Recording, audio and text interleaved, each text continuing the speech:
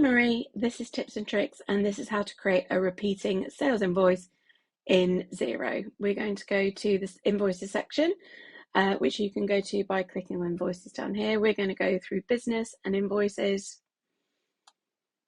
Then we're going to go across to this option on the right hand side, which is repeating, and click to create a new invoice. Then we give it our criteria. So how often do you want it to repeat? A number of months or weeks is a choice. The date that you want the invoice to be created on, and then it will follow on from there. So if I choose the 1st of March, it will then do it on the 1st of, with this 1 month setting, it will then do it on the 1st of April, and so on and so forth. Then you need to say what the terms for payment are. So we're going to choose 14 days after the invoice date. You can choose all these other options as well, depending on what your terms are for your customers. The end date, this is going to repeat for a set amount of months and then stop, you would give it an end date. If it's going to carry on until further notice, just leave that blank, which is what we're going to do here.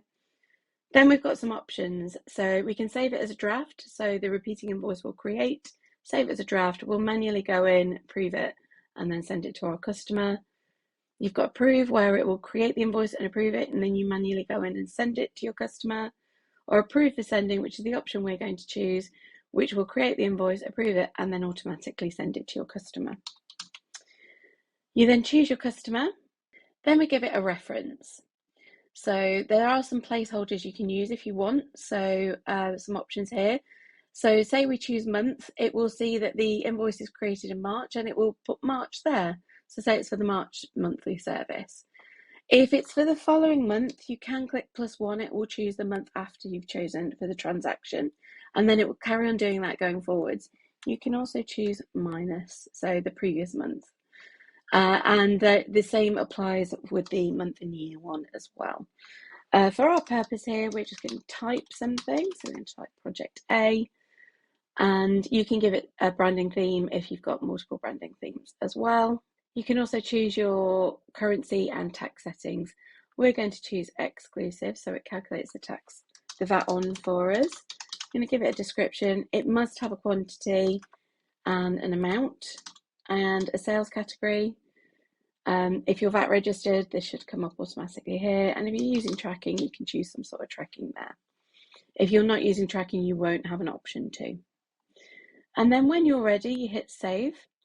And it will ask you to confirm the email address it's going to send it to, if you've chosen the option we have, so the approve for sending option. And then it will ask you to choose your template for the email message that will go with it. You can click to include a PDF attachment and click done. Once you've done that, it will save that as a repeating invoice, which you'll then see in your repeating invoice settings.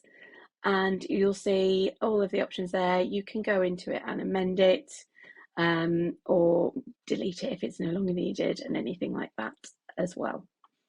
And that is how to create a repeating invoice in Xero.